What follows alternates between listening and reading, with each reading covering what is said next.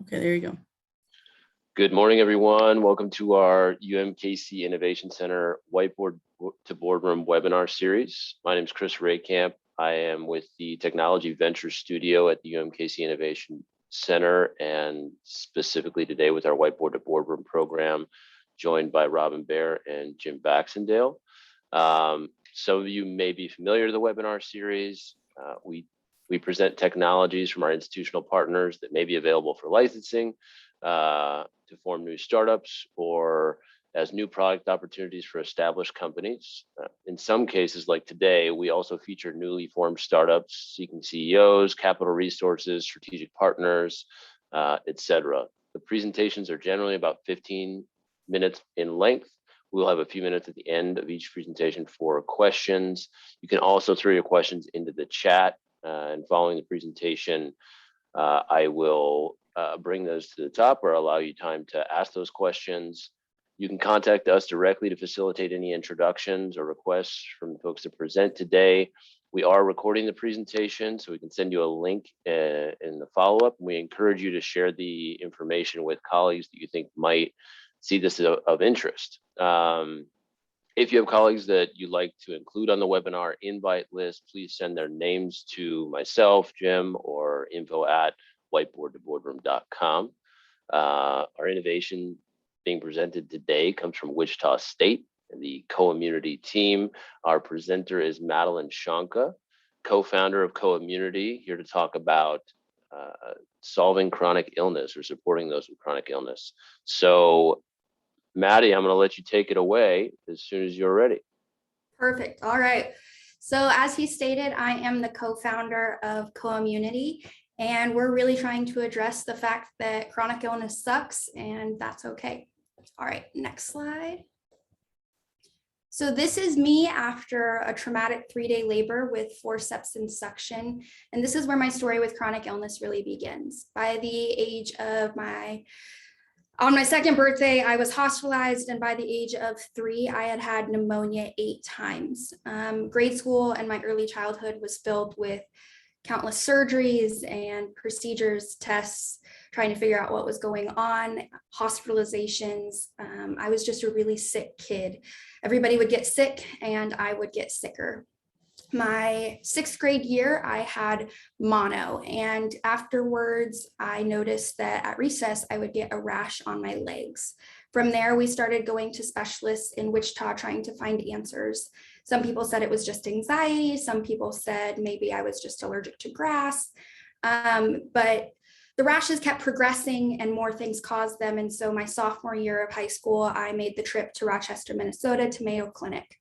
I spent 18 months having procedures, tests, exploratory surgeries, and seeing some of the best specialists in the country. And my senior year of high school, I was diagnosed with both lupus and narcolepsy with cataplexy. My senior year being when I was diagnosed, obviously the next steps and where I would go to college was a big topic of conversation in my house. I had always wanted to be a doctor. I wanted to be a pediatric oncologist, actually. And my plan was to double major in Spanish and biochemistry at Rockhurst University, where I had received a really great scholarship. The week of my graduation, I got a call from Rockhurst, and due to one of my medications, they didn't feel like they could facilitate me living on campus. And at that point, my health had declined pretty significantly, and we decided that I would attend Wichita State and live at home. This turned out to be the biggest blessing in disguise, but at the time, obviously, having to change plans because of chronic illness was something that was a real struggle for me. And my freshman year of college was really, really tough. I had 2 months where I couldn't work and I couldn't drive. And throughout my first semester of college, there were many times where I was unable to walk, where I was unable to talk.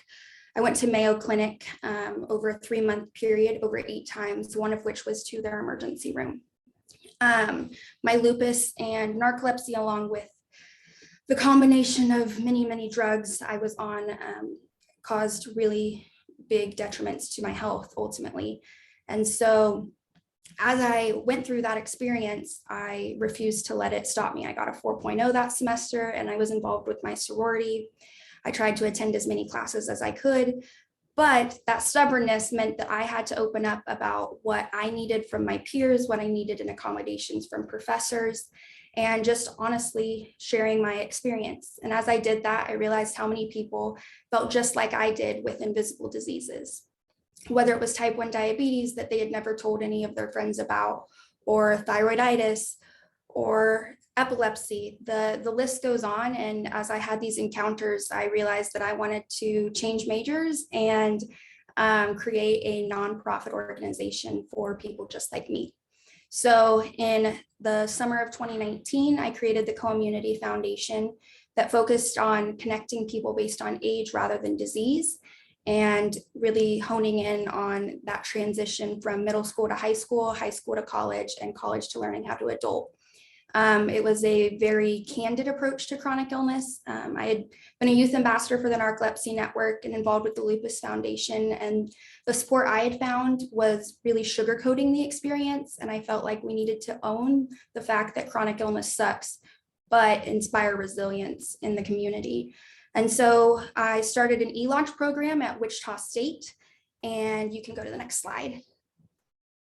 In doing ELaunch, I had to build a business model canvas and interview a lot of people with chronic illness and doctors, nurses, psychologists, things like that, to see if my hypotheses were correct. One of the first patient interviews I did was with Kyle Manera, who had Hashimoto's and this week was diagnosed with narcolepsy, actually. Kyle really resonated with what I was trying to do and felt that there was a big need. And so at that point, he joined the team. Kyle was someone that really enjoyed table tennis, and he was studying aerospace engineering and had a completely different trajectory in life, but decided to jump on board. All right, next slide.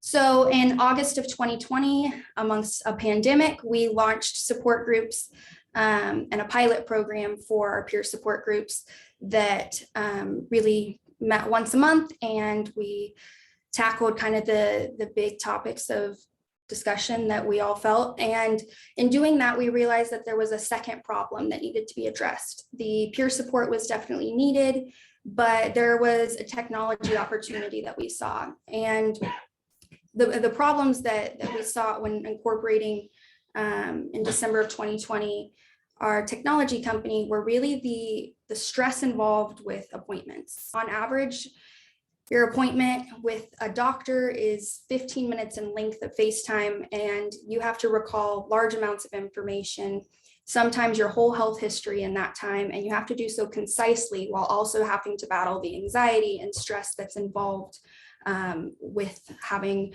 chronic illness and recounting all of the traumatic things that have happened to you. All right, next slide. So this problem ultimately impacts patients in a variety of ways. It on average takes 4 to 8 years to get a diagnosis, an average of 6 specialists, and chronic illness ultimately costs 3.7 trillion US dollars a year. All right, next slide. So personally, I experienced all of the problems on the slide before. I have 7 specialists currently at Mayo Clinic, and it took me about 8 years to get diagnosed finally. But it's also a problem for providers. So 30% of all malpractice claims are due to miscommunication, which results in a very large amount of money every year. All right, next slide. So the solution we created was a way to bridge the gap in communication between patients and providers. And our goal is to make symptoms simple. So our app, Kovastat, allows patients to quickly and efficiently track their symptoms each day. It on average takes less than 60 seconds. We want them to think about their chronic illness as little as they could possibly do so while, logging what's going on. And so we have a very simple interface. They're able to compile their symptoms over time and print out reports from anywhere to 12 months or a week, and then get visual reports to bring to doctor's appointments or send prior to appointments. They're able to put reminders and notes and correlate stress to how they're doing. And we also have a social network platform on the app for them to connect with other people going through similar things. All right, next slide. So for patients, a big thing with chronic illness is you often feel like you don't have any say in your care. And obviously this triggers that trauma response and makes symptoms of PTSD worse. PTSD in the chronic illness community is actually more prevalent than among combat veterans. So that's really kind of one of the root things we're trying to help. So patients are able to be active participants. They're able to reflect and prioritize what they want to discuss in the appointment and ultimately better communicate. For the provider, they're able to get a snapshot of what's going on with that patient before they walk into the appointment. This means they could order labs and have those labs before they see the patient, or just kind of have some knowledge going into that appointment. All right, next slide. So currently there are a few people that are also trying to tackle this issue. One of our big differentiations is our social network, our simple interface that's very underwhelming. A lot of experiences, we had patients in our pilot program try these different apps, seeing if a solution already existed. And every patient felt like they were just bogged down by the amount of information that was being asked of them and the way it was being asked. As we collect data, we are planning to deploy a proactive algorithm that actually predicts flares, and then will alert providers to the fact that the patient is predicted to have a flare, and then the provider can have a bridge appointment with that patient, either in over telehealth or in person. And we're able to track multiple diseases. Once you have an autoimmune disease, especially, you're more likely to have a second, and many apps are limited to only tracking symptoms for one disease. All right, next slide.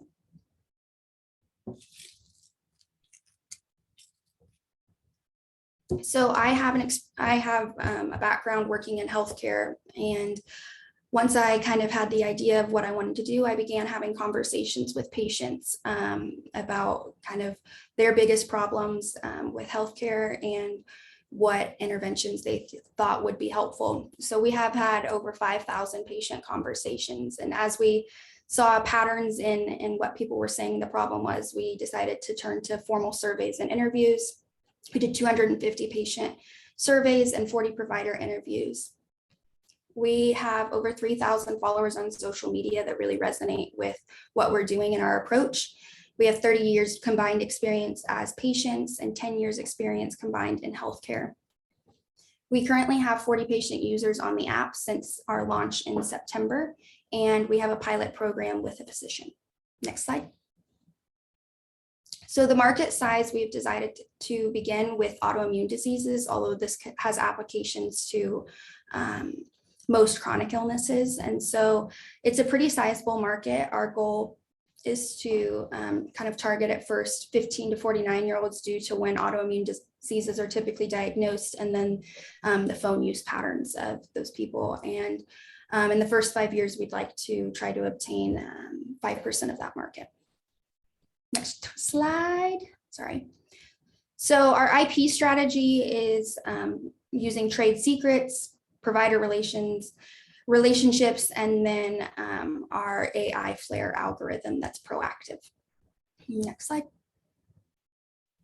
So currently we are needing to create provider partnerships where providers are open to referring patients to the app. We're wanting to do quality improvement studies with the university, with Wichita State University. We're currently doing a program with one of my advisors in the College of Health Professions for quality improvement. We're needing help launching pilot programs and building our patient user. And ultimately, we're trying to bridge the communication chasm. All right, next slide. Any questions? Yeah, Madeline, I was wondering a couple of questions. You mentioned miscommunication in terms of lawsuits. Maybe you can describe, what that looks like, and then also you mentioned social media, reaching out to different users. Can you talk a little bit more about your marketing of this and how you're doing it or plan to do it? Sure. So we plan to use on the marketing side, we plan to partner with nonprofits. So like the Lupus Foundation, the Narcolepsy Network, my business partners over here hidden in the corner, the chronic, what is it? The Center for Chronic Illness, and marketing to them. Also, we have a social media community that we will market to, and then trying to form relationships with providers to refer patients to the app. What was your first question? You mentioned miscommunication as a big issue in terms of medical lawsuits. And when you say miscommunication, where does that happen for the most part? So a lot of that is doctors not fully understanding what the patient's experiencing, and then they recommend the wrong test. There's a really high likelihood of misdiagnosis, and that's where a lot of lawsuits come in, or not understanding the full patient picture and prescribing medications that do the opposite of what they were trying to do. And then, for example, like in my personal experience, it didn't lead to a lawsuit, but in 4th grade, my doctor didn't understand what medications I was on. And she prescribed a medication that severely interacted with another medication I was on. And I had to, in 4th grade, go through withdrawal that was equivalent of withdrawing from meth. I've had since then many other occurrences where my pharmacist didn't understand all the medications I was on, or emergency room doctors didn't understand all the medications I was on or what symptoms I was experiencing, and tried to intervene with medications that would have been really harmful. For example, with my cataplexy, I was having issues and it looked like I was having almost a seizure, and the doctor insisted that I was having a drug overdose and tried to treat that when, and my mom wasn't back there with me at the time. And then my mom was trying to communicate with him and he wouldn't listen to my mom, for example. So there's just a lot of different scenarios with miscommunication, and a lot of data out there that discusses kind of the different occurrences, but those are our personal experiences. Okay, great. Thank you. Okay, what is your proprietary IP? So our proprietary IP right now is just our app interface and the way we're approaching the problem. Many people that create apps are either caregivers or providers, and that doesn't lead to a lot of stickiness with the patient. You really need that patient perspective in order to resonate with them. We are deciding not to file patents right now. We potentially might in the future, but from kind of the advice we've received, patents can be pretty easily worked around, and we just don't want to spend our financial resources on them currently. And the algorithm is our main proprietary IP. Alan, can you talk more about, you're running a pilot. Where would you like to, you talked about autoimmune as kind of the focus.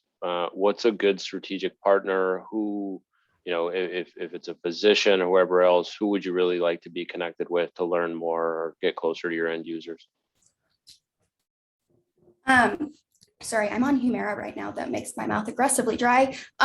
So we're really focusing on trying to get referrals from people that have a high volume of patients with chronic illness. For example, your specialists like rheumatologists, neurologists, endocrinologists, gynecologists. So gynecologists, for example, with patients that have endometriosis, polycystic ovarian syndrome, rheumatologists, lupus, rheumatoid arthritis, things like that. Endocrinologists, thyroid disease is a big one that we see with patients. Neurology, you've got MS, you've got narcolepsy, things like that. And then we're also using it with some mental health patients, and even partnering with some therapists in town. So therapists are able to better understand kind of the emotions that the patient is going through. And we're currently discussing with a physical therapist, having a partnership, because they're really struggling with getting feedback from their patients every week of what exercises they did and how they're doing. So strategic partners would be along those lines. Very good. Yeah, going back to intellectual property, I understand kind of what you're thinking there. Are any of your competitors you listed, did you note that they had any filed patents? I'm just kind of curious. We have not looked into that because we feel pretty strongly currently about not filing patents. That's where we stand right now. Kyle, do you have anything to add? There's not really patents on none of our competitors have really have the proactive algorithm that we are hoping to launch here in the next year. So we haven't really had to worry about looking at patents on that end. Otherwise, the patents that there aren't really much patents on the layout, ways that they do it out there in the market currently. Yeah, and I guess I wasn't arguing for you to patent. I just wanted to make sure that you weren't possibly fringing someone else that has a patent. Yeah, so just a matter of looking at the patent landscape and seeing, are you crossing over into an area that is protected or potentially. So I think you're on the right track. I just wanted to make sure you weren't going down the infringement path, so. Yeah, no. We're very cautious, and we work with an intellectual property lawyer also, Okay. kind of our strategy. The approach is really quite different than what other people are doing, and being so a lot of apps, well, one app will ask you to input your symptoms. After a flare happens, they'll be like, hey, maybe this caused it. We're wanting to correlate the stress and the symptoms to determine when you're going to flare. Okay, good.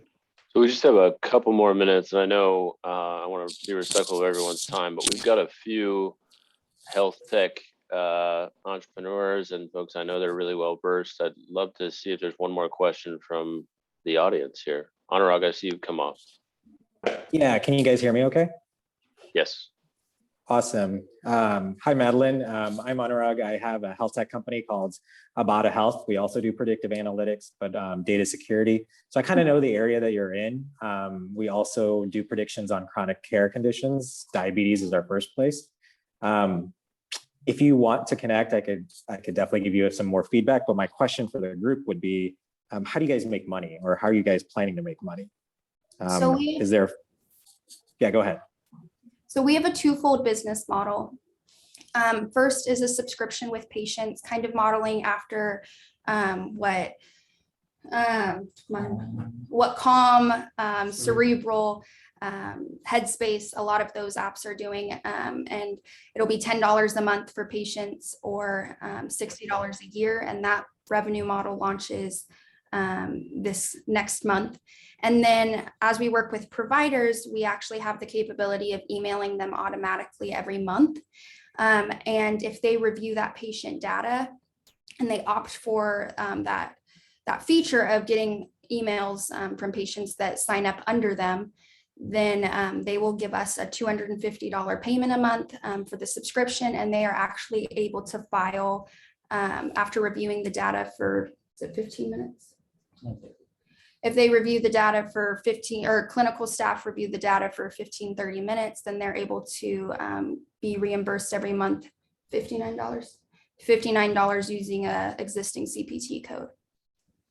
Yeah, that was one of the things that I was going to suggest is like, if you guys could make the provider side of this, like very easy for them to do the remote treatment monitoring codes, because they need that for their auditing purposes, that's what they would care about.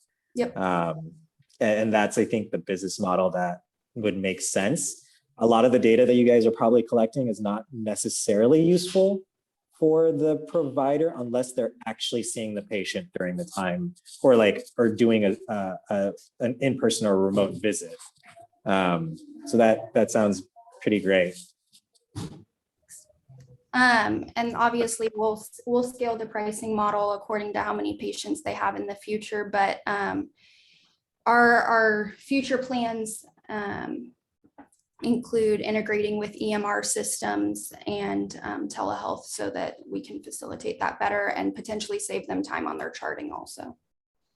Another big thing we're targeting is saving them time in the communication aspect of understanding the patient picture, so that that time can instead be utilized to do patient education on treatment plans and what the diagnosis is. And talking with a lot of Mayo Clinic doctors in our interviews, many of them talk about non-compliance as a big issue.